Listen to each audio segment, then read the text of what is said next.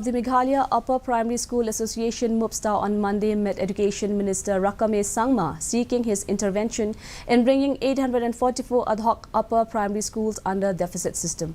Speaking to media persons, MUPSTA President Kenneth Shadab said the previous MDA government had invited for a proposal to upgrade 844 ad hoc upper primary schools to deficit system.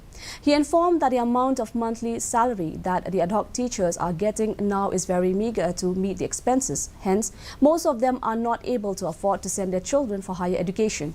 He added that it has been about 2 decades that no non-recurring grant and aid is being given to the ad hoc schools, while all the facilities like maintenance grant, infrastructure, renovations, free uniforms for students, etc. are enjoyed by the SSA schools.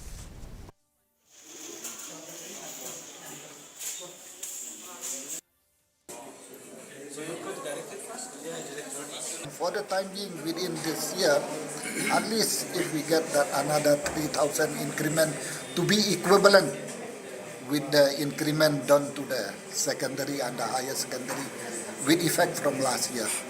So that also will help the elementary education for the time being. So that's all. And from the education minister too, he said, okay, we will be meeting time to